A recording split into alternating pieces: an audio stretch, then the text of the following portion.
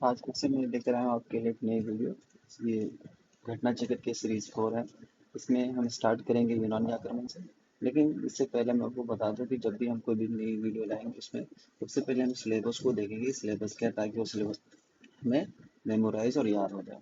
ठीक, तो ये रहा सिलेबस। इसको वैसे ही रफली हम एक बार देख लेते हैं। जैसे स्टार्ट है प्राचीन भारत का इतिहास। इसमें पहला आता है पाषाण काल, उसके बाद सैंधव सभ्यता, उसके बाद सिंधु सभ्यता आता है, सिंधु सभ्यता, उसके बाद वैदिक काल, फिर बौद्ध धर्म, फिर बौद्ध धर्म आता है, उसके बाद जैन धर्म, फिर उसके बाद शैव भागवत धर्म, उसके बाद है छठी सदी ईसा पूर्व राजनीतिक राजनीतिक दशा, फिर यूनानी आक्रमण, मौर्य साम्राज्य, मौर्य उत्तर काल, मौर्य उत्तर काल, गुप्त एवं गुप्त उत्तर काल, प्राचीन भारत में स्थापत्य कला, दक्षिण भारत में चोल चालुक्य पल्लव संगम युग। इसके बाद प्राचीन साहित्य एवं साहित्यकार। इसके बाद 15वां है पूर्व मध्यकाल। इसके साथ हम दूसरा पार्ट भी देख लेते हैं, जो है हमारा मध्यकालीन भारत इतिहास। ये शुरू होता है हमारा भारत पर मुस्लिम आक्रमण। दूसरा है हमारा दिल्ली सल्तनत, गुलाम वंश। और उसके बाद है तीसरा खिलजी वंश। उसके बाद चौथा तुगलक वंश, पांचवा लोधी वंश, छठा विजयनगर साम्राज्य, सातवां है दिल्ली सल्तनत और शासन। दिल्ली सल्तनत और शासन, तो थोड़ा मिटा दो।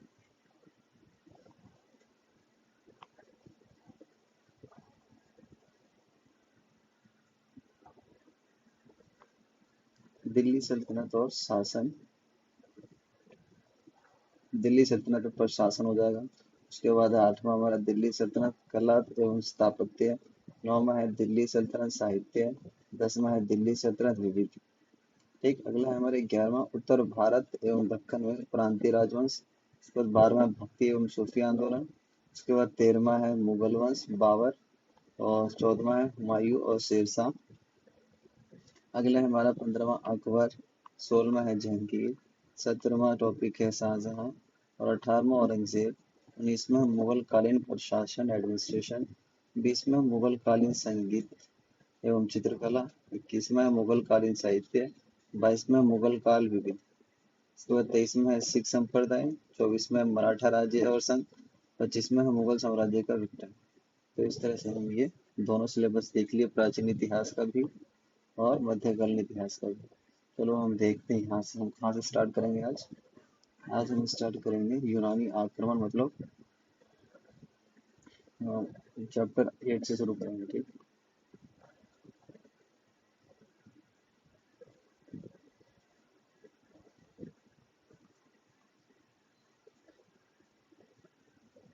ये है हमारा टॉपिक यूनानी आक्रमण। यूनानी आक्रमण के सारे क्वेश्चन। यहाँ पर हम बेसिकली फोकस करेंगे क्वेश्चन पे, कि क्वेश्चन क्या पूछा जा रहा है और किस तरह से उसको हम मेमोराइज कर रहे हैं क्वेश्चन को। ठीक, तो पहला क्वेश्चन, क्वेश्चन नंबर 1 इसमें देखते हैं, सिकंदर के हमले के समय उत्तर भारत पर निम्नलिखित राजवंशों में से किस एक का शासन था। उत्तर भारत में सिकंदर के हमले के समय उत्तर भारत में निम्नलिखित में से किस राजवंशों का शासन था। तो इसका करेक्ट आंसर है ऑप्शन ए नंद का। ठीक, अगला क्वेश्चन, क्वेश्चन नंबर 2 कह रहा है, निम्नलिखित में से मगध का कौन सा राजा सिकंदर महान के समकालीन था। मगध का कौन सा राजा सिकंदर महान के समकालीन था, मतलब सिकंदर महान के समय में था। Correct answer option B Dhanananda. अगला क्वेश्चन है क्वेश्चन नंबर 3। ये कथन निष्कर्ष वाला क्वेश्चन है। ठीक, देख लेते हैं इसको। कथन में कह रहा है कि लगभग 2 वर्षों के अभियान के पश्चात सिकंदर महान 325 ईसा पूर्व में भारत छोड़ दिया। अगला है, वह चंद्रगुप्त मौर्य से पराजित हुआ था। ठीक, तो इसका करेक्ट आंसर होगा हमारा ऑप्शन सी, मतलब एक सही है और आर गलत है। ठीक, मतलब ये वाला सही है और ये पूरी तरह से गलत है। अगला क्वेश्चन है क्वेश्चन नंबर 4। ठीक, ये कह रहा है, युद्ध भूमि में बड़ी संख्या में युद्ध भूमि में बड़ी संख्या में सैनिकों के मारे जाने अथवा आहत हो जाने के बाद किस भारतीय गण अथवा राज्य की स्त्रियों ने सिकंदर के विरुद्ध शस्त्र धारण किया था? तो इसका करेक्ट आंसर है ऑप्शन डी, मत्सग ने। मत्सग, ओके, मत्सग गणराज्य। अगला क्वेश्चन है क्वेश्चन नंबर 5। कह रहे हैं भारत में सिकंदर की सफलता निम्न कारणों से थी। ठीक, भारत में सिकंदर की सफलता के क्या कारण थे? तो इसका करेक्ट आंसर है ऑप्शन बी, मतलब 1 2 3। 1 2 3 1 में कह रहा है उस समय भारत में कोई केंद्रीय सत्ता नहीं थी जिस समय सिकंदर आया था। उसकी फौज बेहतर थी। उसे देशद्रोही शासकों से सहायता मिली। ठीक, और ये गलत है, वह एक अच्छा प्रशासन था। अगला क्वेश्चन है क्वेश्चन नंबर 6। क्वेश्चन नंबर 6 क्या कह रहा है? उस वीर भारतीय राजा का नाम बताइए। उस वीर भारतीय राजा का नाम बताइए जिसे सिकंदर ने झेलम के तट पर पराजित किया था। ठीक, झेलम के तट पर किस राजा को सिकंदर ने पराजित किया था? तो इसका करेक्ट आंसर है ऑप्शन बी, पुरु या पोरस ने। पोरस को। ठीक, अगला क्वेश्चन क्वेश्चन नंबर है हमारा 7। कह रहे हैं निम्नलिखित में से कौन सिकंदर के साथ भारत में नहीं आया? कौन सिकंदर के साथ भारत में नहीं आया था? इसका correct answer option C, Daimachus. Daimachus जो था वो सिकंदर के साथ भारत नहीं आया था। अब अगला टॉपिक है हमारा मौर्य साम्राज्य। ठीक, यूनानी आक्रमण में ज्यादातर क्वेश्चन सिकंदर से रिलेटेड था, वो हमने कर लिया। अब हम देखते हैं मौर्य साम्राज्य।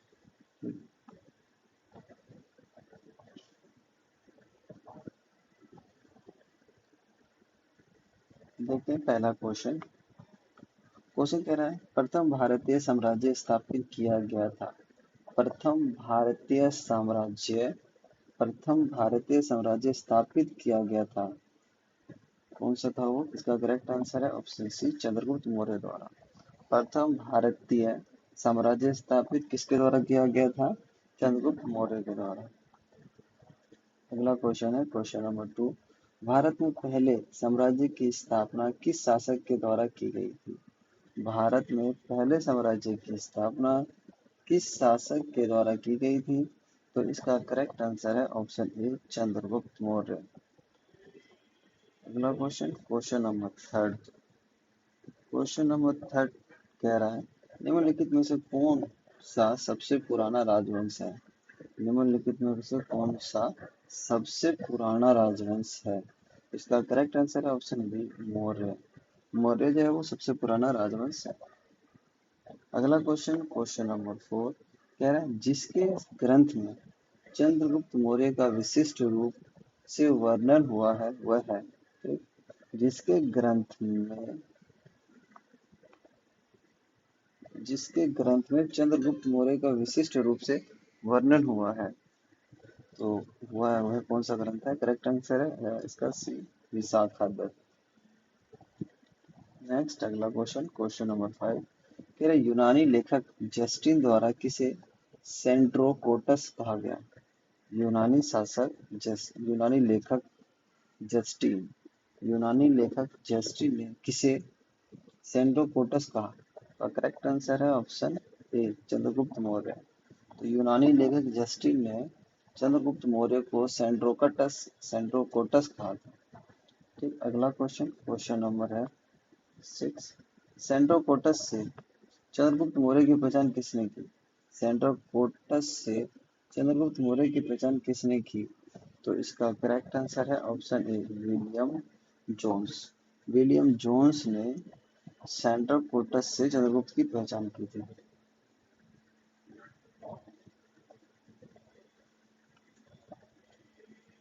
ठीक, अगला क्वेश्चन क्वेश्चन नंबर 7 कह रहा है निम्न में से किसने सेंड्रोकोटस, चंद्रगुप्त मौर्य और सिकंदर महान की भेंट का उल्लेख किया? सेंड्रोकोटस या चंद्रगुप्त मौर्य और सिकंदर महान की भेंट का उल्लेख किसने किया था? इसका करेक्ट आंसर है जस्टिन ने। नेक्स्ट अगला क्वेश्चन क्वेश्चन नंबर 8 कह रहा है कौटिल्य प्रधानमंत्री थे कौटिल्य प्रधानमंत्री थे। इसका correct answer option C Chandragupta Maurya के शासनकाल में। ठीक। अगला क्वेश्चन नंबर 9 कह रहे चाणक्य अपने बचपन में किस नाम से जाने जाते थे। चाणक्य को बचपन में किस नाम से बुलाते थे। तो करेक्ट है आंसर सी विष्णुगुप्त। विष्णुगुप्त जो है वो चाणक्य के बचपन का नाम है। अगला क्वेश्चन नंबर 10 कह रहे चाणक्य का अन्य नाम था। चाणक्य का दूसरा नाम क्या था। का करेक्ट आंसर है ऑप्शन बी विष्णुगुप्त। अगला क्वेश्चन नंबर 11 कह रहे कौटिल्य की पुस्तक अर्थशास्त्र किस विषय पर आधारित है। कौटिल्य की पुस्तक अर्थशास्त्र कौटिल्य की पुस्तक अर्थशास्त्र किस विषय पर आधारित है। तो इसका करेक्ट आंसर है ऑप्शन ई। ठीक। कह रहा है कोई नहीं या एक से अधिक, आर्थिक संबंध, शासन काल के सिद्धांत और अभ्यास, विदेश नीति, ये सब। बेसिकली इसका आंसर जो था वो अर्थशास्त्र से संबंधित था। ठीक। अर्थशास्त्र शासन के सिद्धांत। अगला क्वेश्चन नंबर 12 कह रहा कौटिल्य का अर्थशास्त्र है। कौटिल्य का अर्थशास्त्र क्या है भाई। का करेक्ट आंसर ऑप्शन डी शासन के सिद्धांतों की पुस्तक। शासन की सिद्धांतों की पुस्तक क्या है कौटिल्य की अर्थशास्त्र। अगला क्वेश्चन नंबर 13 निम्न में से किस राज्य के सप्तांग सिद्धांत के अनुसार राज्य का 7वां अंग कौन सा था। ठीक। तो इसका करेक्ट आंसर ऑप्शन सी मित्र। राज्य का 7वां अंग कौन सा था। मित्र, सप्तांग सिद्धांत के अनुसार। अगला क्वेश्चन है क्वेश्चन नंबर 14 कह रहा है कौटिल्य के अर्थशास्त्र में किस पहलू पर प्रकाश डाला गया है। कौटिल्य के अर्थशास्त्र कौटिल्य के अर्थशास्त्र कौटिल्य के अर्थशास्त्र के किस पहलू पर प्रकाश डाला गया है।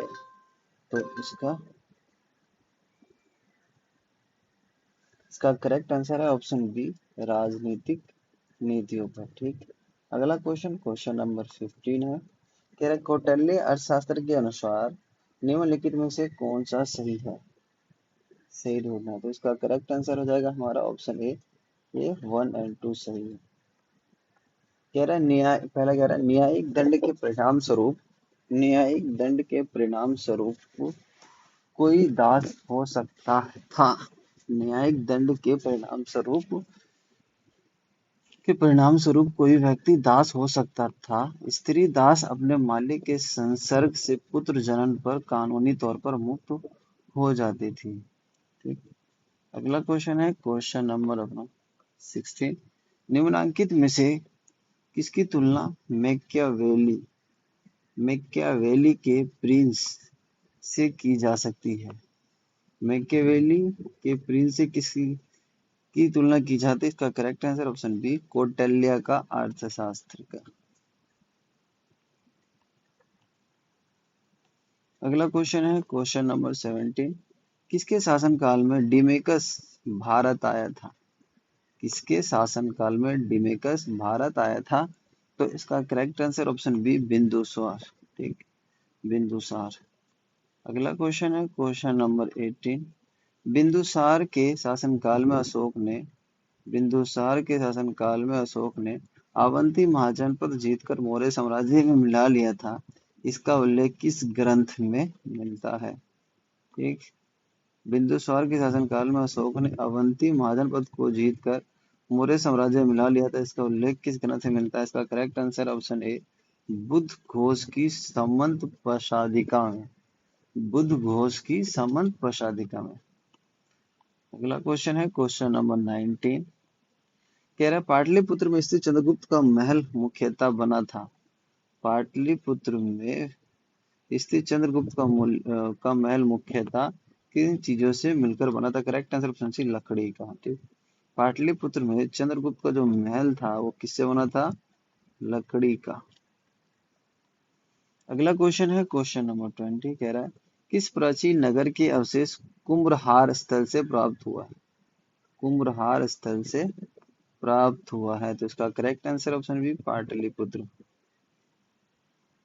नेक्स्ट कह रहा है अगला क्वेश्चन, क्वेश्चन नंबर 21। बुलंदी बाग प्राचीन स्थान था। बुलंदी बाग, बुलंदी बाग प्राचीन स्थान था कहाँ का? पाटलिपुत्र का, ऑप्शन बी। क्वेश्चन नंबर 22 कह रहा निम्नलिखित में से किस मौर्य राजा ने दक्कन की विजय प्राप्त की थी? मौर्य राजा ने दक्कन की विजय प्राप्त की थी। किस मौर्य राजा ने दक्कन की विजय प्राप्त की थी? तो correct answer option B Chandragupta Maurya. Next अगला question, question number 23। Malwa, Gujarat, Maharashtra किस शासक ने पहली बार जीता? ठीक, मालवा को, गुजरात को और महाराष्ट्र को, मालवा, गुजरात और महाराष्ट्र को किस शासक ने पहली बार जीता था? Correct answer option D Chandragupta Maurya ने। चंद्रगुप्त मौर्य ने मालवा, गुजरात, महाराष्ट्र को पहली बार जीता था। अगला क्वेश्चन है क्वेश्चन नंबर 24। अभिलेख जिससे यह प्रमाणित होता है कि चंद्रगुप्त मौर्य का प्रभाव पश्चिम भारत पर था। चंद्रगुप्त मौर्य का प्रभाव पश्चिम भारत पर था, उस अभिलेख का नाम बताओ जिसमें ये देखने को मिलता है कि चंद्रगुप्त का प्रभाव पश्चिम भारत पर था। इसका correct answer option C Rudradaman का जूनागढ़ अभिलेख। रुद्रदमन का जूनागढ़ अभिलेख जो है, जिससे यह प्रभाव, चंद्रगुप्त का यह प्रभाव देखने को मिलता है कि चंद्रगुप्त का जो प्रभाव है, चंद्रगुप्त का प्रभाव पश्चिम भारत पर था। इसकी प्रमाणिकता किससे मिलती है? जूनागढ़, रुद्रदमन का जूनागढ़ शिलालेख से। ठीक, अगला क्वेश्चन है क्वेश्चन नंबर 25। चंद्रगुप्त मौर्य के साम्राज्य में सम्मिलित था, यह प्रमाणित होता है।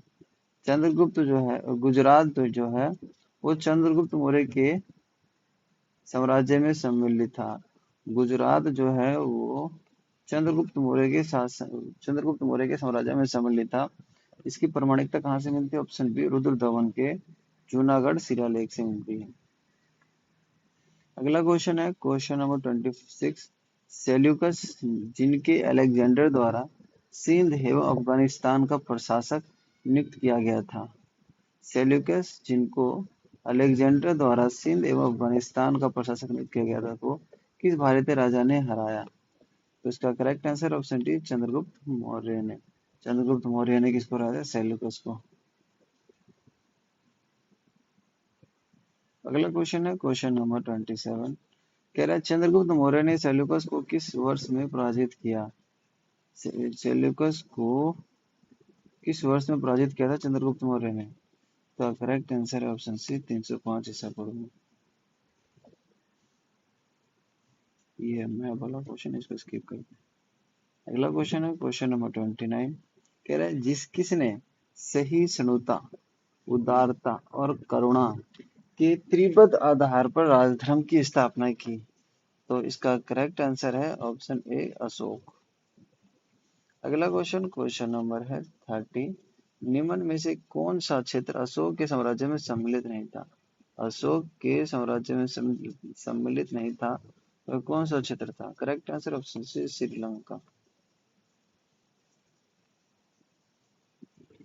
नेक्स्ट अगला क्वेश्चन है क्वेश्चन नंबर 31। कह रहा है अशोक के निम्नलिखित अभिलेखों में से किसमें दक्षिण भारतीय राज्यों का उल्लेख हुआ है? दक्षिण भारतीय राज्यों का उल्लेख हुआ है। दक्षिण भारतीय राज्यों का उल्लेख किस अभिलेख में हुआ? तो करेक्ट आंसर है ऑप्शन बी द्वितीय मुख्य शिलालेख। नेक्स्ट अगला क्वेश्चन क्वेश्चन नंबर 32। भारत का प्रथम अस्पताल एवं औषधि विभाग निर्माण करवाया था, का करेक्ट आंसर है ऑप्शन ए अशोक ने। नेक्स्ट अगला क्वेश्चन क्वेश्चन नंबर 33। अशोक ने बुद्ध होते हुए भी हिंदू धर्म में आस्था नहीं छोड़ी। अशोक ने बुद्ध होते हुए भी हिंदू धर्म में आस्था नहीं छोड़ी। इसका प्रमाण किससे मिलता है? करेक्ट आंसर ऑप्शन सी देवानाम प्रिय की उपाधि। देवानाम प्रिय की उपाधि से पता चलता है।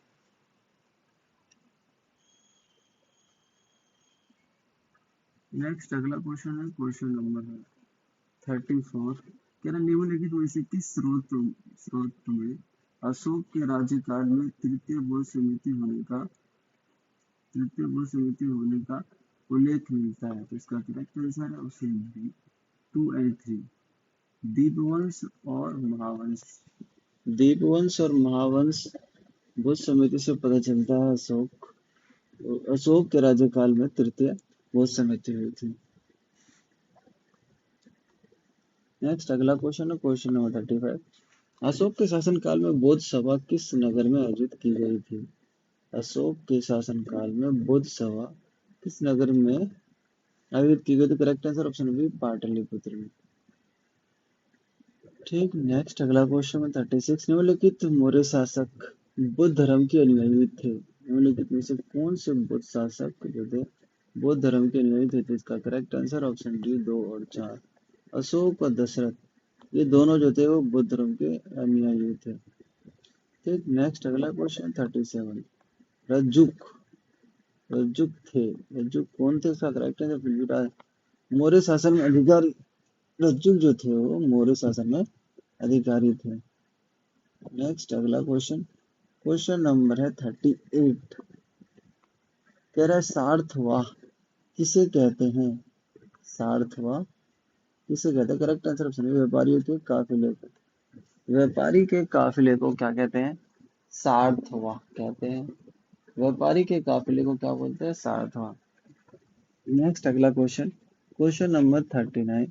कह रहे निम्नलिखित में से कौन सा अधिकारी मौर्य शासक का भाग नहीं था? तो इसका करेक्ट आंसर ऑप्शन है अग्रहारिका। अग्रहारिका जो थे वो मौर्य मौर्य प्रशासन का भाग नहीं था। नेक्स्ट अगला क्वेश्चन, क्वेश्चन नंबर 40। कह रहा सारनाथ स्तंभ का निर्माण किया था?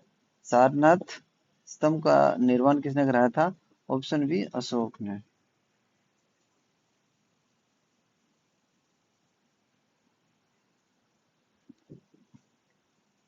नेक्स्ट अगला क्वेश्चन, क्वेश्चन नंबर 41।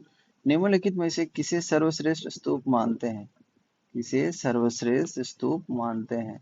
तो करेक्ट आंसर है ऑप्शन सी सांची। सांची को जो है वो सर्वश्रेष्ठ स्तूप माना जाता है।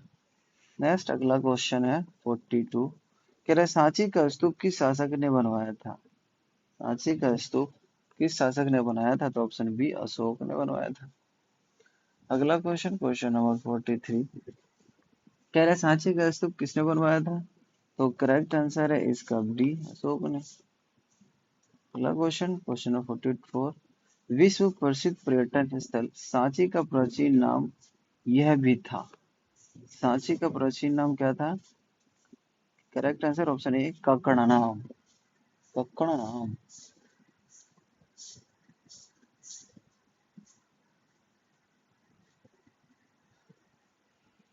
अगला क्वेश्चन है, क्वेश्चन नंबर हमारा 45। ये है मैचिंग द फ्लो, तो इसका करेक्ट आंसर है ऑप्शन सी 2314। 2314। यह स्थान और यह स्मारक के भग्नावशेष। तो कौशाम्बी में क्या मिलता है? घोषित राम मठ। कुशीनगर में क्या मिलता है? राणा भार स्तूप। सारनाथ में क्या मिलता है? धामेक स्तूप। श्रावस्ती में क्या मिलती है? शहीद महित। यहाँ भी दे रहेगा कौशाम्बी, घोषित राम मठ, कुशीनगर, राणा भर स्तूप, सारनाथ, धामेक स्तूप, श्रावस्तु, शहीद महित। नेक्स्ट अगला क्वेश्चन, क्वेश्चन नंबर 46। तीर्थ यात्रा के समय सम्राट अशोक निम्नलिखित स्थानों पर गए, उन्होंने किस मार्ग का अनुगमन किया? तो इसका करेक्ट आंसर है ऑप्शन डी 421536। 421536 है, देख लेना वाला।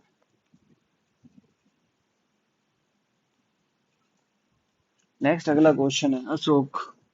Question number 47। अशोक के शिलालेख इंस्क्रिप्शन में प्रयुक्त भाषा भाषा कौन सी थी अशोक के शिलालेख में?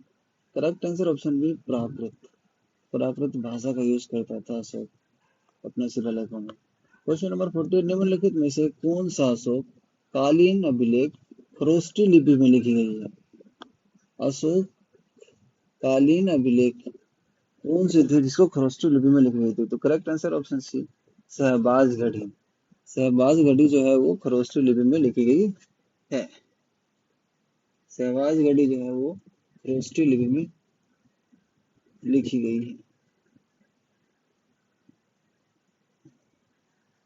नेक्स्ट अगला क्वेश्चन, क्वेश्चन नंबर 49 कह रहा है पत्थर पर प्राचीन शिलालेख के किस भाषा में थे? पत्थर पर प्राचीन शिलालेख किस भाषा में थी? तो इसका करेक्ट आंसर है ऑप्शन सी, प्राकृत। अगला क्वेश्चन, क्वेश्चन नंबर 50 कह रहा है ब्राह्मणी लिपि का प्रथम उदाचान किस पर उत्कीर्ण अक्षरों से किया गया था? तो इसका करेक्ट आंसर ऑप्शन है पत्थर की पट्टियों पर। क्वेश्चन 51, अशोक के शिलालेखों को सर्वप्रथम किसने पढ़ा? करेक्ट आंसर है ऑप्शन सी, जेम्स प्रिंसेप ने। नेक्स्ट अगला क्वेश्चन, क्वेश्चन नंबर 52, अशोक के अभिलेखों को सर्वप्रथम किसने पढ़ा? तो करेक्ट आंसर ऑप्शन है जेम्स प्रिंसेप ने।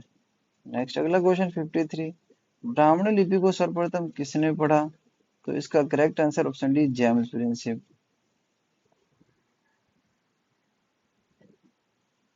नेक्स्ट अगला क्वेश्चन है क्वेश्चन नंबर 54,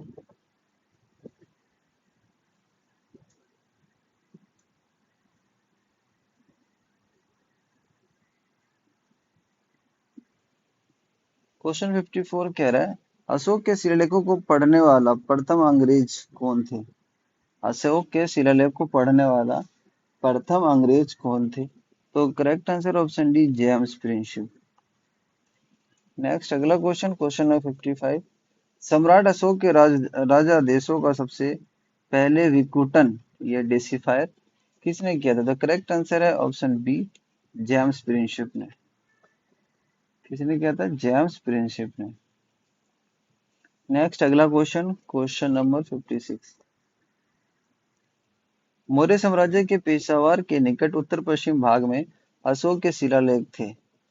तो इसका correct answer option D, Kharosthi लिपि में। नेक्स्ट अगला क्वेश्चन है क्वेश्चन नंबर 57, वह स्थान जहां प्राग अशोक ब्राह्मणी लिपि का पता चला है। तो इसका correct answer option B, Anuradhapura. Next है अगला क्वेश्चन 58, प्राचीन भारत में निम्नलिखित में से कौन सी एक लिपि दाईं ओर से बाईं ओर लिखी जाती थी? तो इसका करेक्ट आंसर है ऑप्शन डी, खरोष्टी। नेक्स्ट अगला क्वेश्चन, क्वेश्चन नंबर 59, निम्नलिखित में से प्राचीन भारत की कौन सी लिपि दाहिने से बाईं ओर लिखी जाती थी? इसका करेक्ट आंसर है ऑप्शन सी, खरोष्टी जो है वो दाईं से बाईं ओर लिखी जाती थी। खरोष्टी लिपि जो थी वो दाईं से बाईं ओर लिखी जाती थी। नेक्स्ट अगला क्वेश्चन, क्वेश्चन नंबर 60, कह रहा अशोक का अपने शिलालेखों में सामान्यतः जिस नाम से उल्लेख हुआ है वह है। इसका करेक्ट आंसर है डी, प्रियदर्शी।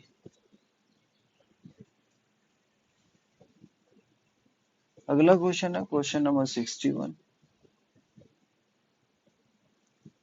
अपने शिलालेखों में अशोक सामान्यतः किस नाम से जाने जाते हैं? तो इसका करेक्ट आंसर है ऑप्शन बी, प्रियदर्शी। नेक्स्ट अगला क्वेश्चन है क्वेश्चन नंबर 62, अभिलेखों में किस शासक का उल्लेख प्रियदर्शी एवं देवनाम प्रिय के रूप में किया गया था? तो इसका करेक्ट आंसर है ऑप्शन बी, अशोक। फिर अगला क्वेश्चन है क्वेश्चन नंबर 63, निम्नलिखित वक्तव्य में से कौन सा एक वक्तव्य अशोक के प्रस्तर के स्तंभ के बारे में गलत है? तो इसका करेक्ट आंसर ऑप्शन डी, ये स्थापत्य संरचना के भाग है। ये स्थापत्य संरचना के भाग है। नेक्स्ट अगला क्वेश्चन, क्वेश्चन नंबर 64, निम्नलिखित में से किस उपहारदार मूर्ति शिल्प रिलीफ स्कल्पचर शिलालेख में अशोक के प्रस्तर रूप चित्र के साथ रानी अशोक, राजा अशोक लिखित है? तो इसका करेक्ट आंसर है ऑप्शन ए, कंगन, कंगन हल्ली। नेक्स्ट अगला क्वेश्चन, क्वेश्चन नंबर 65, निम्नलिखित में से किस एक अभिलेख में अशोक के व्यक्तिगत नाम का उल्लेख है?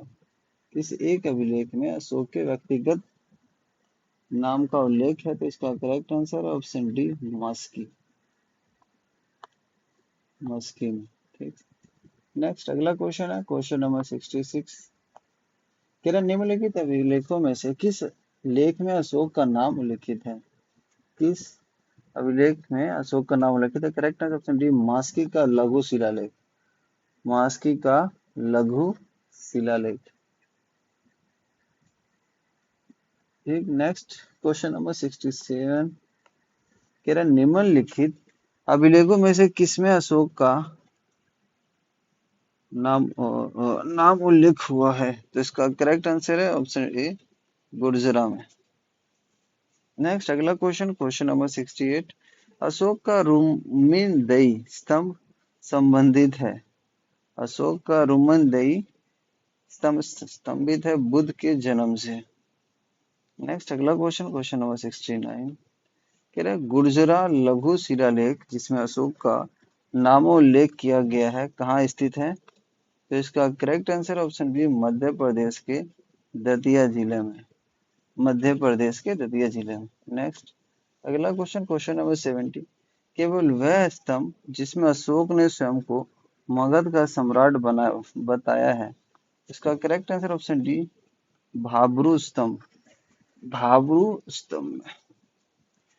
अगला क्वेश्चन, क्वेश्चन नंबर है 71, कालसी प्रसिद्ध है, कालसी प्रसिद्ध है, इसका correct answer option C, Ashoka के शिलालेख के कारण। कालसी प्रसिद्ध है किसके लिए? अशोक के शिलालेख के कारण। नेक्स्ट अगला क्वेश्चन है क्वेश्चन नंबर 72, कह रहा है उत्तराखंड में सम्राट अशोक के शिलालेख की एक प्रति कहाँ मिली है? तो इसका correct answer option D, Kalsi में। ठीक। अगला क्वेश्चन, क्वेश्चन है ये question number 73, matching the flow सही सुमेलित है कौन सा पूछ रखा है? ये सही सुमेलित है, तो इसका करेक्ट आंसर ऑप्शन बी, केवल दो युगम जो है वो क्या है, सही से सम्मिलित है। जैसे कि धोली, धोली जो है सिलक में, धोली उड़ीसा में, और एरागुड़ी जो है आंध्र प्रदेश में, जोगढ़ उड़ीसा में तथा कालसी उत्तराखंड में अवस्थित है। अगला क्वेश्चन, क्वेश्चन नंबर 74, निम्नलिखित में से अशोक का कौन सा शिलालेख धार्मिक संश्लेषण के बारे में कहता है? धार्मिक संश्लेषण के बारे में कहता है, तो करेक्ट आंसर ऑप्शन ए, 12वां शिलालेख। 12वां शिलालेख जो है अशोक का, वो धार्मिक संश्लेषण के बारे में कहता है। अगला क्वेश्चन, क्वेश्चन नंबर 75, कह रहा है कलिंग युद्ध की विजय तथा क्षतियों का वर्णन अशोक के किस शिलालेख में है? कलिंग युद्ध की विजय तथा क्षतियों का वर्णन अशोक के किस शिलालेख में है? तो इसका करेक्ट आंसर है ऑप्शन डी, मतलब शिलालेख 13 में, शिलालेख 13 में। ठीक। अगला क्वेश्चन, क्वेश्चन नंबर 75, 6, कलिंग युद्ध का विवरण हमें ज्ञात होता है। कलिंग कलिंग युद्ध का विवरण हमें ज्ञात होता है, करेक्ट आंसर है ऑप्शन ए, 13 शिलालेख द्वारा। 13 शिलालेख के द्वारा हमें पता चलता है कि कलिंग का युद्ध हुआ है। ठीक। अगला क्वेश्चन, क्वेश्चन नंबर है 77, किस अभिलेख में कलिंग विजय का वर्णन है? किस अभिलेख में, किस अभिलेख में कलिंग विजय का वर्णन है? इसका करेक्ट आंसर है ऑप्शन डी, हाथी, हाथी गुफा अभिलेख में। हाथी गुफा अभिलेख में जो है कलिंग विजय के बारे में वर्णन है। एक नेक्स्ट अगला क्वेश्चन, क्वेश्चन नंबर 78, अशोक के निम्न अभिलेखों में से पूर्ण रूपेण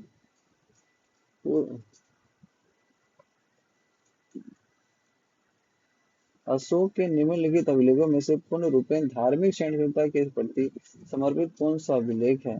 इसका करेक्ट आंसर है ऑप्शन बी, मतलब शिलालेख 12, 12।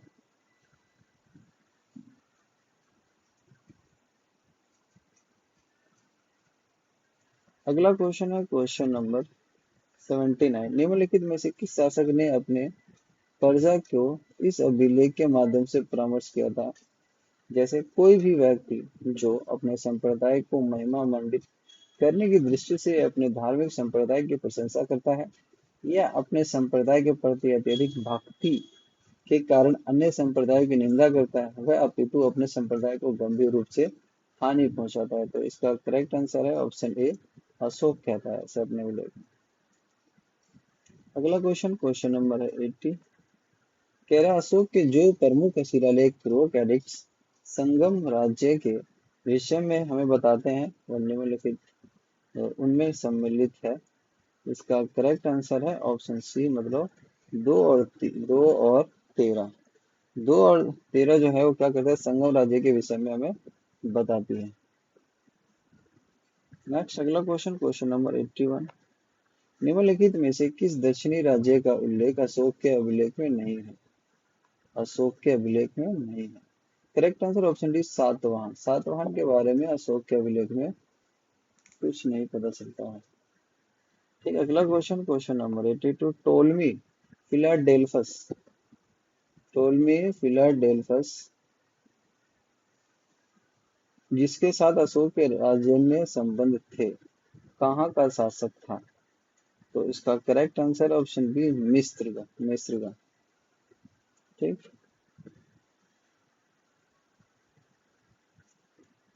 अगला क्वेश्चन है क्वेश्चन नंबर 83। कह रहा अशोक का समकालीन तुर्मे कहाँ का राजा था? तुर्मे, अशोक का समकालीन तुर्मे कहाँ का शासक था? तो इसका करेक्ट आंसर ऑप्शन है मिस्र का। नेक्स्ट अगला क्वेश्चन क्वेश्चन नंबर 84। निम्नलिखित में से किस राजवंश के शासकों के सुदूर देश जैसे सीरिया व मिस्र के साथ राज्य के संबंध थे? तो इसका करेक्ट आंसर है ऑप्शन सी, मौर्य। नेक्स्ट अगला क्वेश्चन क्वेश्चन नंबर 85।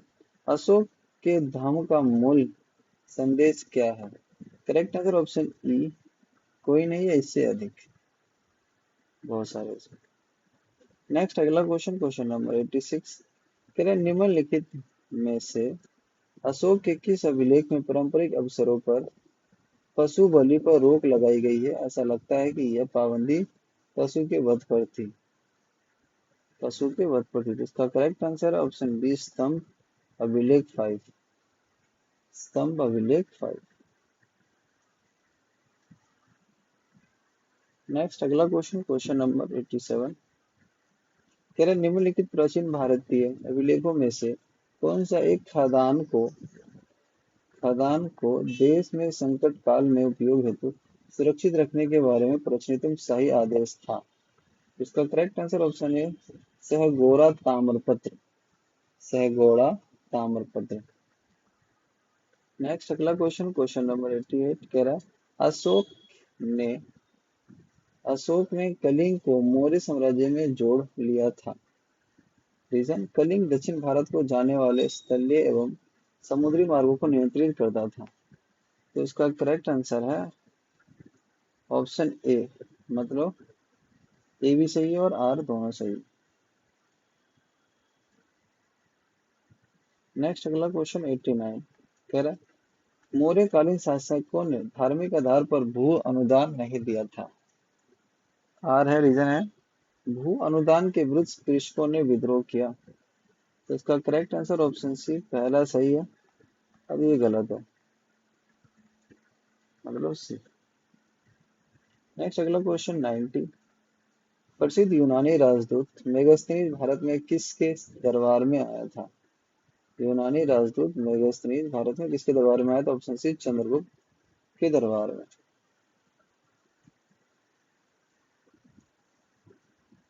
नेक्स्ट अगला क्वेश्चन क्वेश्चन नंबर 91। मेगास्थनीज दूत था, मेगास्थनीज जो है वो किसका दूत था? तो इसका करेक्ट आंसर ऑप्शन है सेल्यूकस का। मेगास्थनीज जो है वो सेल्यूकस का दूत था। नेक्स्ट अगला क्वेश्चन क्वेश्चन नंबर 92। किसके शासनकाल में मेगास्थनीज भारत आया था? तो करेक्ट आंसर है option C, Chandragupta Maurya. Next अगला क्वेश्चन क्वेश्चन 93। मौर्य समाज का 7 वर्गों में विभाजन का विशेष रूप से उल्लेख किया गया है, कहाँ पे किया गया उल्लेख? करेक्ट आंसर ऑप्शन डी, मतलब मेगास्थनीज की पुस्तक इंडिका में।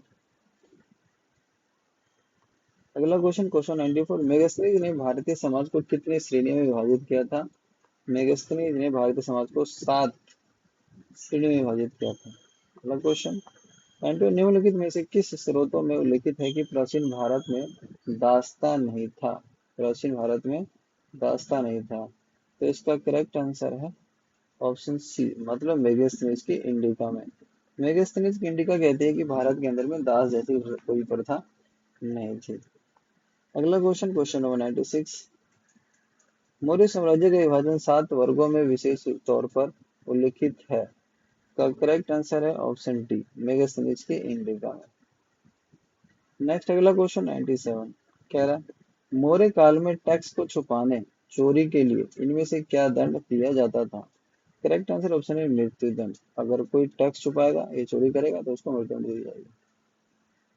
अगला क्वेश्चन, क्वेश्चन नंबर 98, वह स्रोत जिसमें पाटलिपुत्र के प्रशासन का वर्णन उपलब्ध है, तो करेक्ट आंसर है ऑप्शन सी, इंडिका में।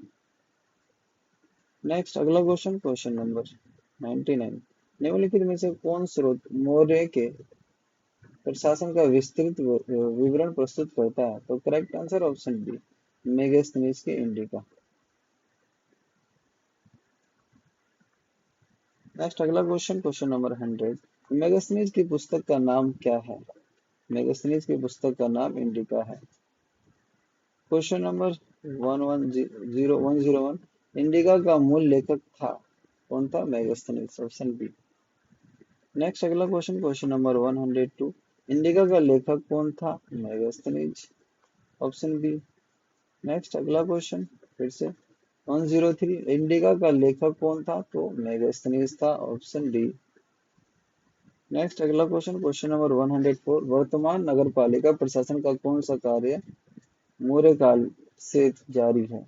वर्तमान नगर पालिका प्रशासन का कौन सा कार्य मौर्य काल से जारी है? तो इसका करेक्ट आंसर ऑप्शन सी, जन्म एवं मृत्यु का पंजीकरण।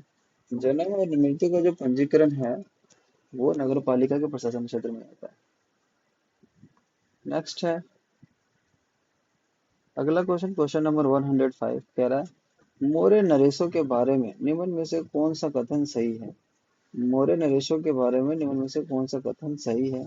तो करेक्ट आंसर ऑप्शन डी, ए सी डी। ए सी डी मतलब संस्कृत, कला साहित्य, प्रांतीय विभाजन, हिंदू पुस्तक, साम्राज्य। अगला क्वेश्चन, क्वेश्चन नंबर 106, भाग मतलब बाली थे, एक तरह के क्या थे? राजस्व के स्रोत, ऑप्शन बी।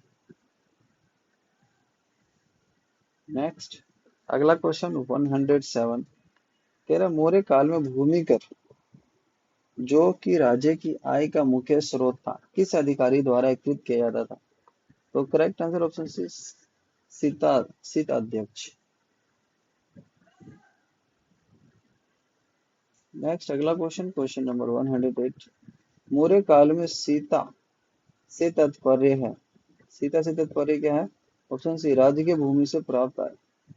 राज्य के भूमि से प्राप्त आय को क्या बोलते हैं? सीता। नेक्स्ट अगला क्वेश्चन 109, मौर्य मंत्री परिषद में निम्न में से कौन राजस्व इकट्ठा करने से संबंधित था? कौन राजस्व इकट्ठा करने से संबंधित था? समहर्ता। कौन था? समहर्ता, ऑप्शन ए। नेक्स्ट अगला क्वेश्चन, क्वेश्चन नंबर 110, निम्नलिखित में से कौन मौर्य युगीन अधिकारी तोल माप का प्रभावी था? तो करेक्ट आंसर है ऑप्शन ए, पोताध्यक्ष। नेक्स्ट क्वेश्चन नंबर 111, मौर्य काल में एग्रोनोमोई अधिकारी निम्नलिखित में से किस क्षेत्र से संबंधित है? तो इसका करेक्ट आंसर ऑप्शन सी, मार्ग निर्माण।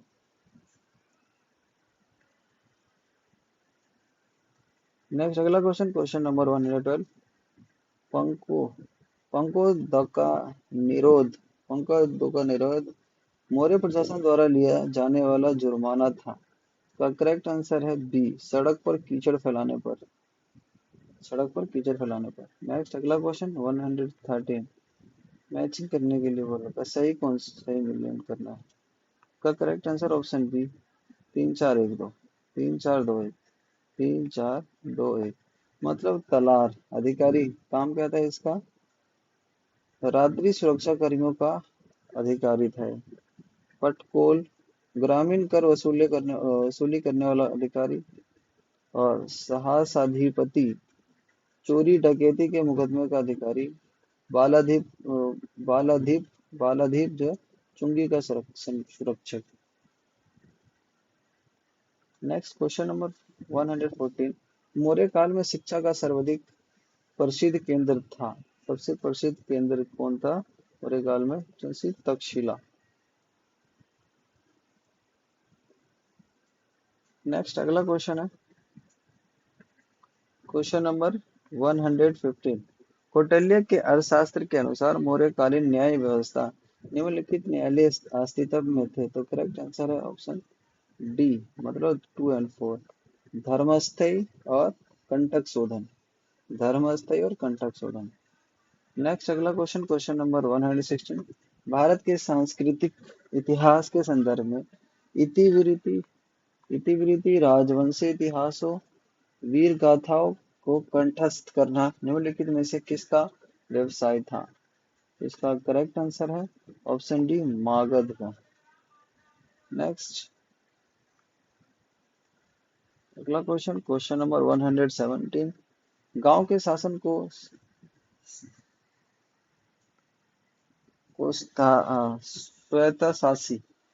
स्वतःशासी पंचायतों के माध्यम से संचालित करने की व्यवस्था का सूत्रपात किसने किया? तो इसका करेक्ट आंसर ऑप्शन बी, द्रविड़ों ने। किसने किया था? द्रविड़ों ने किया था। ठीक, अगला क्वेश्चन क्वेश्चन नंबर 118।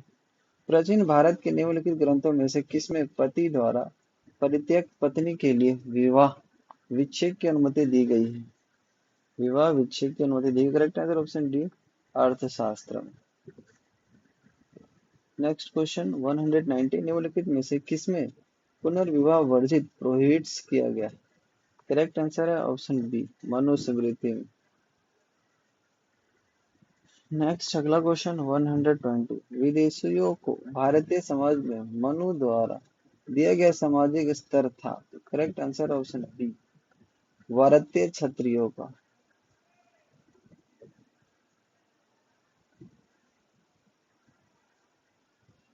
नेक्स्ट अगला क्वेश्चन 121। निम्नलिखित व्यक्ति भारत में किसी न किसी समय आए। किसी न किसी समय, तो इसका करेक्ट आंसर है ऑप्शन बी,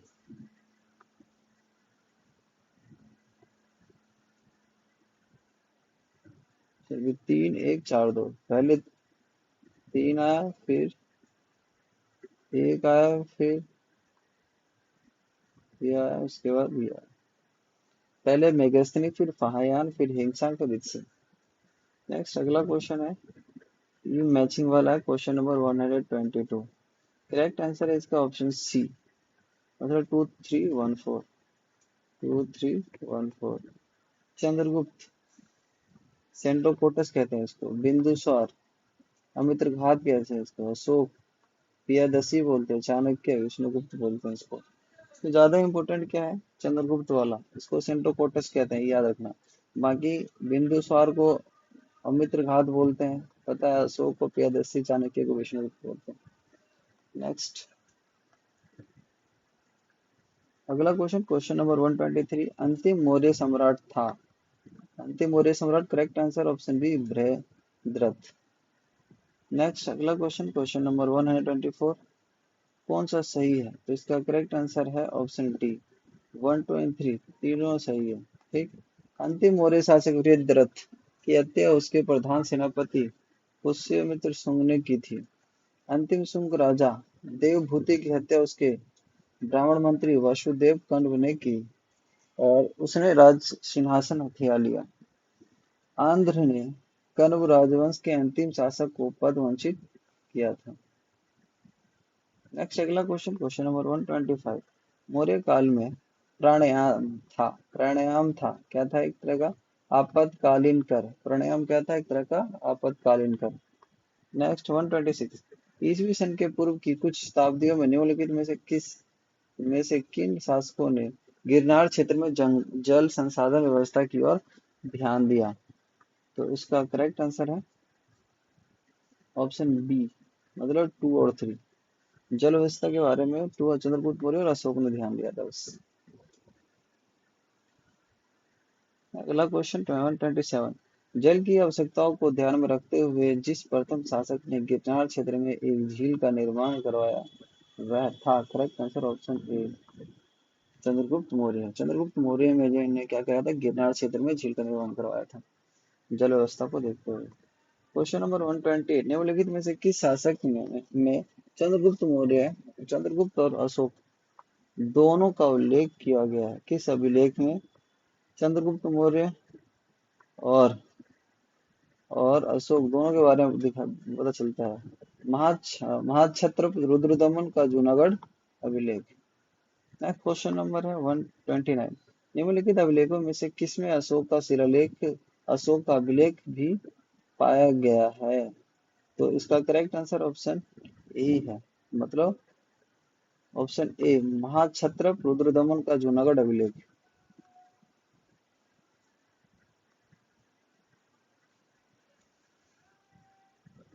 अगला क्वेश्चन नंबर 130 कह रहा है बराबर पहाड़ी की गुफाओं के विषय में निम्नलिखित में से कौन सा सही है? करेक्ट आंसर ऑप्शन डी, मतलब ये अभिलेख ईसा पूर्व 6ठी शताब्दी में बनाई गई थी। कौन सी?